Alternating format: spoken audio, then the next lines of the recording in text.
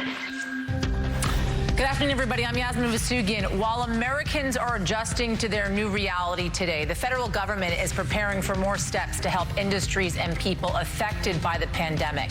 NBC News obtained a copy of a new Treasury Department proposal to deal with the economic damage caused by the pandemic. It includes $50 billion for the airline industry, $150 billion for other hard-hit industries, 2 rounds of $250 billion in direct payments to you, to taxpayers on April 6th and on May 18th. The payment level would be based on income level and on family size. And a $300 billion small business interruption loan program. Here's what the president had to say about this effort. We are looking at different numbers. We're looking at timing that would be different, splitting the time, splitting the payments. We're looking at a lot of different things. Hasn't been determined yet, but it will shortly be determined, and people want to go big as opposed. Everybody seems to want to go big, and they want to get to the recovery. So the president also used that briefing to announce more steps to contain and fight the coronavirus. He says he will invoke a Cold War-era law forcing businesses to produce materials in the name of national defense, such as ventilators and medical supplies for healthcare workers. The Navy hospital ships USNS Comfort and USNS Mercy will be deployed to help treat patients with other medical issues and free up space for coronavirus patients in hospitals. All of this while the United States and Canada have agreed to close the border to non-essential travel. But none of this appears to be enough to calm the markets. As you can see here, Wall Street has seen yet another day of steep losses. Wow, trading was briefly halted for the 4th time in less than 2 weeks. The markets also reached a major milestone here, erasing all of the gains they had made since the president took office back in January of 2017. All of this coming as the number of coronavirus cases in the United States continues to skyrocket. So far, more than 7,400 cases have been reported in all 50 states and Washington, D.C., but the actual number, that could be far higher. And the top White House coordinator overseeing the response revealed a troubling trend. Take a listen to this. There are concerning reports coming out of France and Italy about some young people getting seriously ill and very seriously ill in the ICUs. We think part of this may be that people heeded the early data coming out of China and coming out of South Korea that the elderly or those with pre-existing medical conditions were at particular risk. It may have been that the millennial generation, our largest generation, our future generation, that will carry us through for the next multiple decades, there may be disproportional number of infections among that group.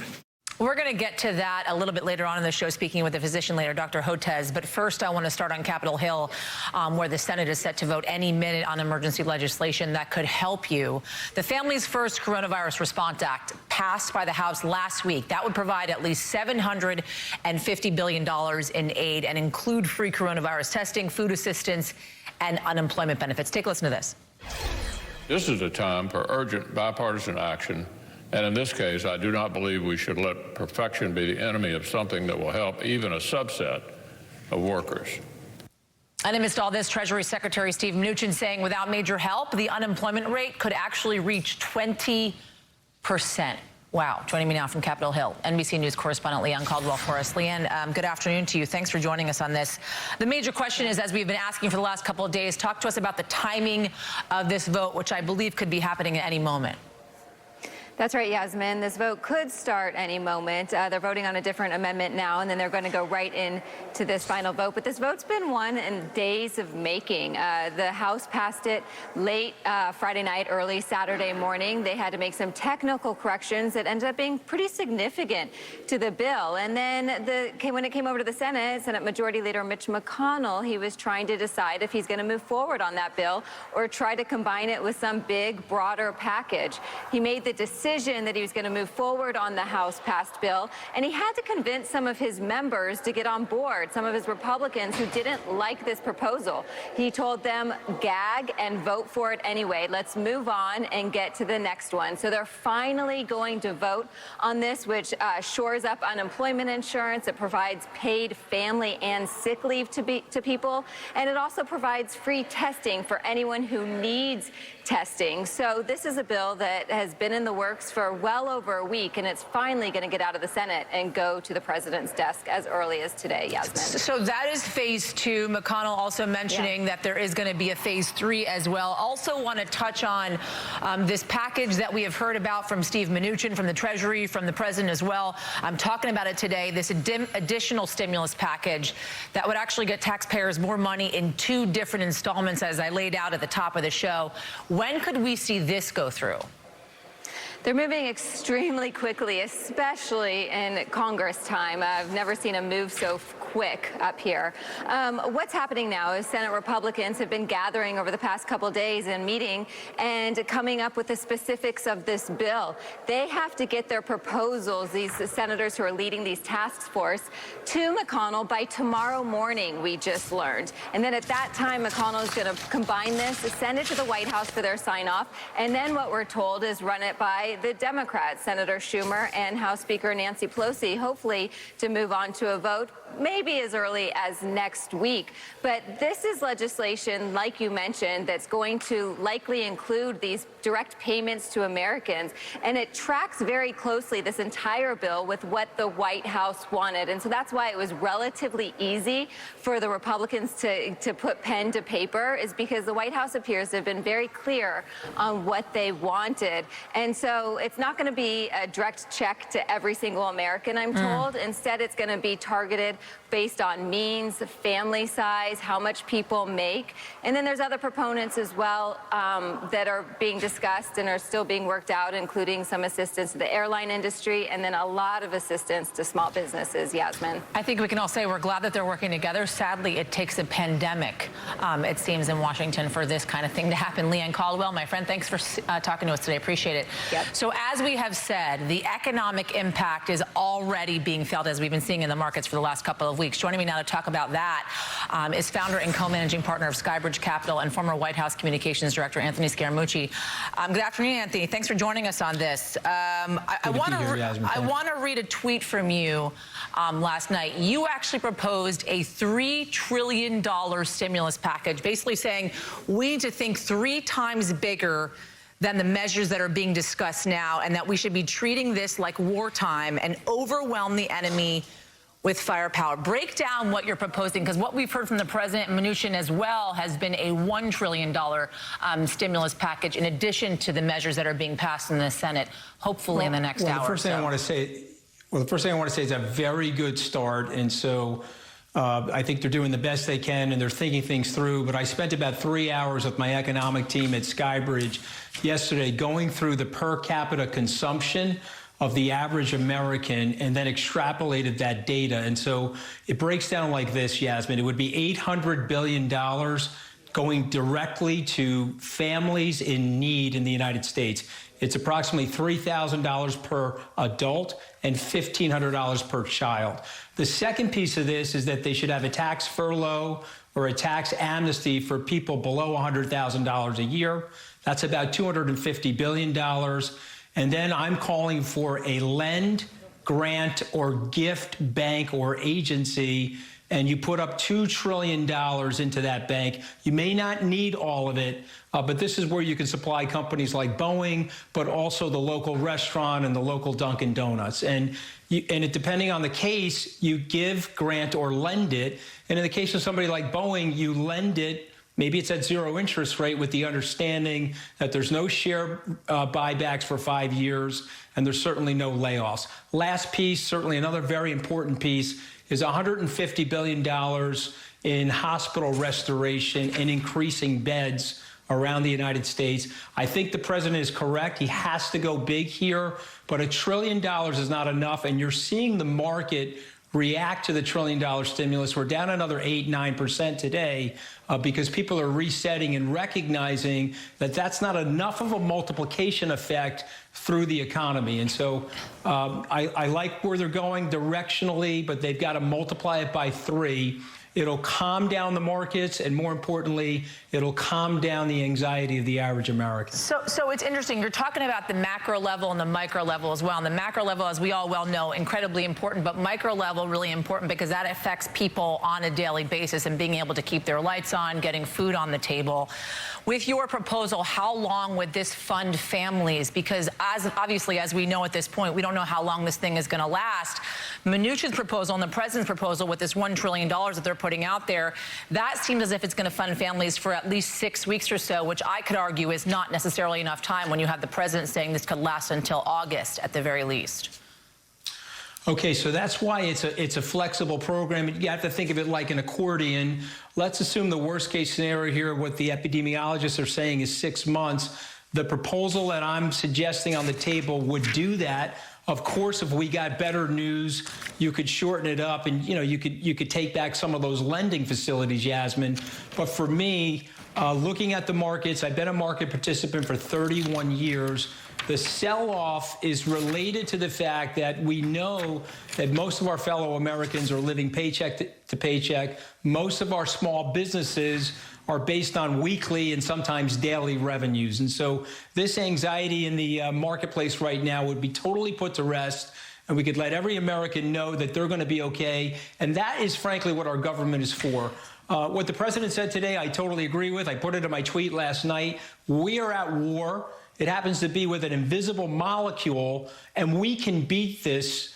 And eventually, I would suggest that we'll have a cabinet department related to these sorts of diseases and pandemics, because this will not be the last one. But if we, I'm sorry. No. Just quickly here. Do you have the president or Mnuchin's ear on this, giving them this idea that you have out there? Listen, I'm not their favorite person right now, justifiably. We're all in a little bit of a But it seems like, if anything, this is a time to come together. If you have a good idea and you feel like this package could fund Americans that are in need, I'm wondering if they're willing to listen. So I'm fully happy to work with anybody. I think all the swords have to be put down here in the political fight, and we have to unify. And I have brought that suggestion to many people inside the administration, and I've explained it off the per capita consumption data in the United States. And what I would suggest to the Treasury or the Commerce Department, just do the math on what people are spending and what they need for food every week and their utilities and their rent. And it's time for the American government. This is what a government has been designed for. So here's what I'm asking of you, Anthony Scaramucci. Stay in touch with me. Let me know if you have the president and Mnuchin's ear on this as we move forward, because Americans certainly need it right now. Thank you so much, Anthony Scaramucci. Appreciate it. Good to be here. Thank you. Want to move across the country now to the San Francisco Bay Area. Citizens there just starting to learn of life in lockdown mode. Millions of people in 6 counties are under a shelter-in-place order for the next 3 weeks. This means that they cannot leave their homes except for certain essential activities. Earlier today, San Francisco Mayor London Breed told my colleague Stephanie Ruhle that people appear to be following the order. Watch this. Well, so far, it looks like people are complying. They understand the severity of the situation, and it goes all the way back to when we first announced a state of emergency before anyone was diagnosed with the coronavirus here in San Francisco back in February 25th. We made it clear that it wasn't a matter of whether or not there would be a case. There would be a case, and the need to start focusing on this and making the hard decisions now was imperative to protecting people's lives. All right, let's go to NBC News technology correspondent Jake Ward. Jake Ward and his family are also among the millions affected by this move. He's joining us now from his home in Oakland, California. Jake, thanks so much for joining us. How are you doing? Hi, Jasmine. Good. Yasmin, it is a weird world here. This shot you're seeing here is my basement. If I spun this camera around, you'd see my laundry, my camping equipment, right? We are all sort of improvising in this new world to try and create some kind of professional decorum, try and get the job done, in spite of the fact that, yeah, we're all homeschooling our families. We are in charge of ourselves for the time being. So you got this directive, obviously, from the local government there. What has been the plan so far for your family to keep afloat? How are you able to get around, get the necessary supplies that you need in your home? go grocery shopping, that kind of thing? For the most part, Yasmin, it is a guidance, right? There is some legal authority, and we've seen a couple of instances in which the government has actually tried to intervene in some way. People here in the Bay Area have been reporting that when they parked their cars at a local park, they received a bunch of tickets, $43 tickets, that said you are in violation of your shelter-in-place order. We then spoke to the police involved, and they said that was a mistake. We shouldn't have done that, because if you read the FAQs that the various counties have published, we are allowed to go outside for solitary exercise or for walks as a family. We're just not supposed to congregate outside of a family unit. And so it's a very surreal scene. You see pockets of people walking around the way that they normally would, but the second you encounter somebody that you know, there's this strange social distancing, right? There's the standing 6 feet apart kind of thing. You kind of wave at each other awkwardly and keep going, right? So we're spending the vast majority of our day inside, and for us, the trick has been structure. My wife has done an amazing job of getting past my sort of loosey-goosey notion of how we're supposed to be spending our time. She has really set up our kids and our family on this structure. We're now realizing that we need to begin partitioning out parts of the house as dedicated workspaces, dedicated play spaces, because this could get out of control very quickly.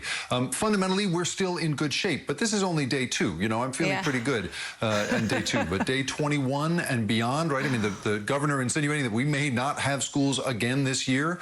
This could get a lot more hairy before it's over yet. And I only laugh because I also have 2 kids at home, and you only know what it's like to be locked in a house with your entire family. It's tough. So we appreciate you joining us and sort of giving us some color as to how this whole thing plays out, because as you know, a lot of cities across the country now considering exactly what the San Francisco Bay Area has instituted. Jake Ward for us. Stay safe, my friend. Thank you. Welcome back. These are unprecedented times for all of us as the coronavirus pandemic aggressively upends our life. For kids around the country, this huge change to their schedule, no school, no friends. It's going to have a major impact. Many of their parents are navigating the challenges of homeschooling for the very first time. So joining me to talk about ways to make sure that your children do not fall behind is the president of the American Federation of Teachers, Randi Weingarten. Randi, thanks so much for joining us once again. You were with us a couple of days ago. You got upended by some breaking news, so I appreciate you coming back amidst all of this. Kids are absorbing everything. Yep. Parents have the news on a lot all the time these days, all the time, or they're looking at their phones. My kid to me said today, this morning, and he's only 3.5, so he's like in a preschool situation. He said, "Mommy, what happened to my school?"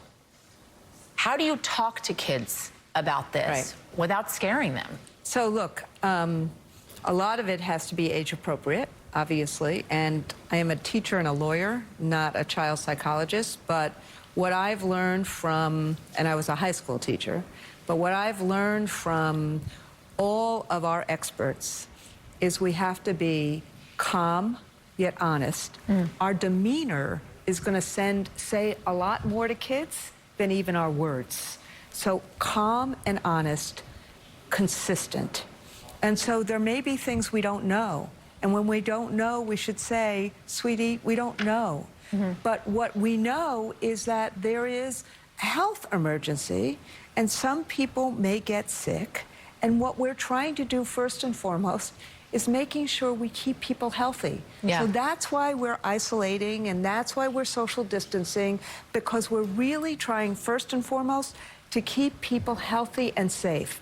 And so that's what we've been saying to people. So we do 3 things. Number 1, we're keeping the communities, the people we serve, the people we represent, healthy and safe, and then we're going to look after their well-being. Number 2, we focus on the healthcare workers and their safety. And number 3, we focus on the short and long-term economic impacts. And that's what we've been saying over and over, but with this kind of demeanor.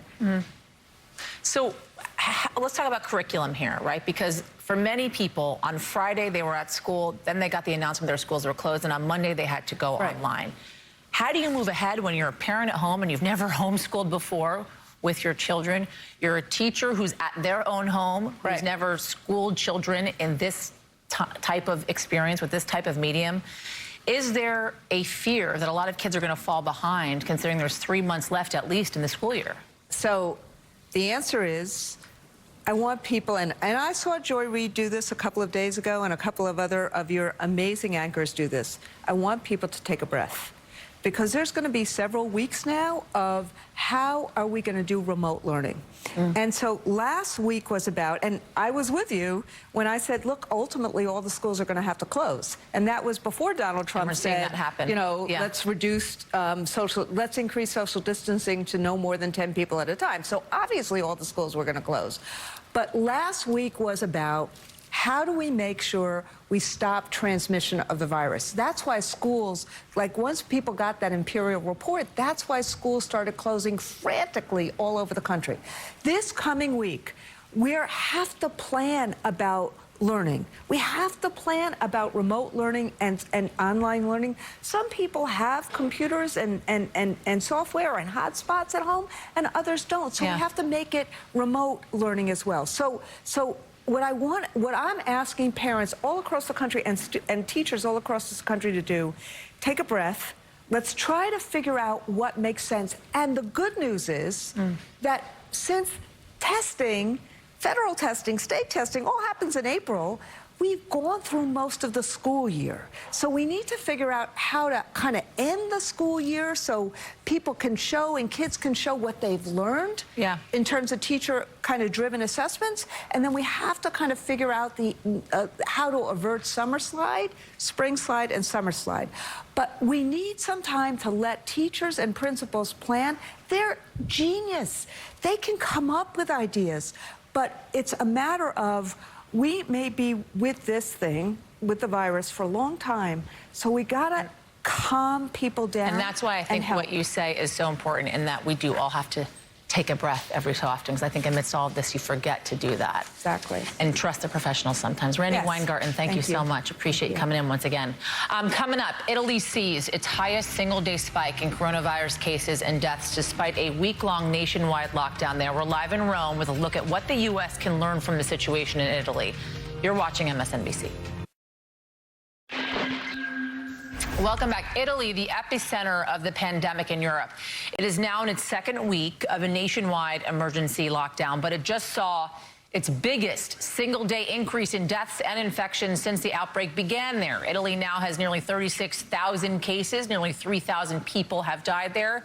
The streets in Italy, they are nearly empty as travel has been restricted and large gatherings have been banned. So what can the United States learn from what is working and what is not working, quite frankly, in Italy? NBC's Matt Bradley is joining us now from Rome. Matt, good morning to you. So this is pretty startling, the biggest single-day increase in deaths and infections in Italy, despite the fact that they've been on a nationwide lockdown for almost 2 weeks. What have authorities learned there? Do they feel like this shelter in place is not working? Well, you know, Yasmin, there's a lot to say about this. Obviously, they do feel as though they don't call it shelter in place here. They call it a lockdown. There are a lot of euphemisms being tossed around about this. Obviously, Mayor de Blasio in New York is calling it shelter in place, which is reminiscent of some kind of natural disaster. But, you know, you could look at this several different ways. Of course, with the deaths, the single highest increase in deaths was today with 475. That is by far the largest single day increase in deaths. That might not have anything to do with the lockdown. That might still be a residual case of people who had contracted the virus from before this lockdown had been implemented. And, you know, more than 2/3 of the cases here and the deaths especially are in the north of Italy, not here in Rome. But that could have been people who had already contracted the disease. Same to a certain extent with the new cases, because, of course, this has only been in place, this unprecedented nationwide lockdown, for a week. So it's possible that a lot of these cases were people who contracted the virus from before the lockdown was put in place. But still, this is something that a lot of policymakers throughout America, throughout Europe, are really going to have to look at very closely, because now we're seeing 3 other countries besides Italy that have also imposed Italy-style lockdowns: France, Spain, and now Belgium. And the Italians are also considering extending the lockdown and even strengthening it. And one of the big issues here is that we're still seeing some dissent, and that's another thing that American policymakers are going to have to be looking at. And that's one of the reasons why in New York they decided against imposing this. People violating the rules, really grinding under them, and still walking out in the streets. Yasmin? Yeah, an important important to note here, Mayor Bill de Blasio did in fact say that we should seriously consider a shelter in place here in New York City, but did not call for one as of yet. So we're still waiting to hear as to whether or not that will actually happen. And of course, Governor Andrew Cuomo saying that that's not necessarily something that he agrees with. Matt Bradley for us in Italy. Thank you so much, Matt. Good talking to you. So testing has been a major issue with the response to the coronavirus outbreak. And during his news conference today, President Trump said the administration is working on a new way to test for the virus. Watch this. We're working with several groups to determine if the self-swab, a much easier process than the current process that's not very nice to do, I can tell you, because I did it. But we have a current process that's a little bit difficult. If you have it done, the groups are working on determining if a self-swab by an individual is as effective as the other. The other is very effective, very accurate. But we're going to see if we can do a self-swab, which is would be a lot more popular, I can tell you that. So, and that would be administered also by a health official, but it would be a lot easier to do. All right, joining us now to talk about this is Dr. Peter Hotez. He is a professor and dean of the National School of Tropical Medicine at the Baylor College of Medicine. He's also the director of the Texas Children's Hospital Center for Vaccine Development. Dr. Hotez, thanks for joining us on this. First, could you weigh in for me about this self-swab idea? Do you think this is a good idea with regards to testing and the coronavirus?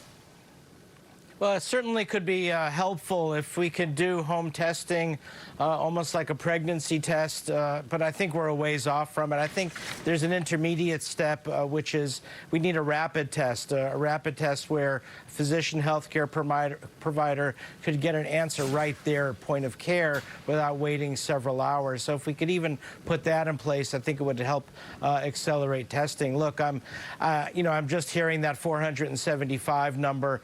That's a very sobering number in one day. I just, did a little mental calculation because I just heard the number. That's like 12,000 deaths a month if that were to continue for a country a fifth of the size. Was it a fifth, sixth of the size of the population of the United States? I mean, that's getting up. If you were to extrapolate for the population of the U.S., that's hundreds of thousands of deaths. So this is, one of the reasons I'm taking time out of my lab where we're trying to develop a coronavirus vaccine to come on places like MSNBC to say, look, we have to learn our lessons from Italy, and we can't allow this to happen, and we can't allow hundreds of thousands of Americans to perish in this 2020 epidemic. Right now, we don't have a lot of technologies to apply to this in terms of drugs, vaccines, new therapies. We're working to help on that front, but in the meantime, it's really important that we really focus on that social distancing and getting people to take this seriously. The other piece to the Italian epidemic, which we're still trying to get our arms around as well, it's not been published. This is all anecdotal, but if it turns out to be true, it's going to be very significant that a significant number of those sick individuals in intensive care units are people younger than we might expect. Because the narrative coming out of China, it's all older individuals, those with underlying disabilities. We're hearing reports, again, not published, so we haven't had the chance to do the peer review, but significant numbers of younger people in ICUs. And that message needs to be heard among our young adult population. Yeah, Dr. Hotez, there's two things I want to talk to you quickly about. That is treatment and vaccine development being part of your expertise here. Dr. Anthony Fauci basically saying it could take up to 18 months to develop a vaccine. They're also saying the trajectory of this thing could last 18 months, as being reported in the New York Times as of yesterday. Is there any way at all to fast-track vaccine development when it comes to the coronavirus? That's the first question. Well, there may be. We're also, I think what we're going to see is about 5 or 6 vaccines moving into clinical trials. We have one manufactured, and I hope we're one of those that moves forward into clinical testing. The problem is, it's looking for safety and showing that it actually works is not a quick process, especially the safety piece. You don't want to jeopardize the safety of that vaccine by rushing it too quickly. And the reason I say that, at the end of the day, most of the people who are going to be vaccinated are healthy individuals that you're immunizing to protect them against getting a serious infection. So vaccines have the highest safety bar there is. You have to be absolutely pristine in your safety profile. Otherwise, not only could it hurt getting this the coronavirus vaccine license, but it hurts the reputation of other vaccines, and people stop vaccinating their kids. We actually saw this play out in the Philippines, where there was, some false information put out about a dengue vaccine, and there were a lot of, or maybe some confusion around it, and then they stopped vaccinating their kids against measles, resulting in thousands of deaths. I do have to move on here, Dr. Hotez, because I am hearing the Senate is starting to vote, but I just quickly want you to answer this one question, yes or no. Could we feasibly see a treatment developed before the development of a vaccine, an antiviral treatment? Yes, and I think that. And yes, and I think that's probably what we're looking at. Some upfront immunotherapies, antibody therapies now, if we can organize ourselves a little better, and some new antiviral drugs. That's what I'm looking for in the coming months. All right, happy to have you back anytime, Dr. Peter Hotez. Thank you so much. Welcome back. While the coronavirus is impacting the everyday lives of Americans and people all across the world, it is affecting specific communities as well, including the Asian community and its residents and small businesses. That's not helped by the fact that President Trump has repeatedly referred to the coronavirus as the, quote, Chinese virus. He doubled down on those comments during a news conference this afternoon. Your own aide, Secretary Azar, says he does not use this term. He says ethnicity does not cause the virus. Why do you keep using this? A lot of people say it's racist. It's not racist at all. No, not at all. It comes from China. That's why. It comes from China. I want to be accurate. Do you think that's wrong? Kung flu. And do you think using the term Chinese virus, that puts Asian Americans at risk, that people might target them? No, not at all. I think they probably would agree with it 100%. It comes from China. Wow. So the White House tweeted about it last hour, saying those trying to divide us must stop rooting for America to fail and give Americans real info they need to get through the crisis. As you all know, as you're watching this, we do every single day on this network. But joining me now, Cynthia Che, the co-executive director for Chinese for Affirmative Action. Cynthia, thank you so much for joining us on this. I just really want to get your reaction to what the president said today, calling it the Chinese flu, calling it Kung flu. Well, we clearly condemn any reference to coronavirus as the Chinese virus or the Wuhan virus because of the direct impacts that it's having on Asian Americans. It's irresponsible, it's reckless, and it's dangerous. Asian Americans are experiencing the backlash of what the president is trying to infer.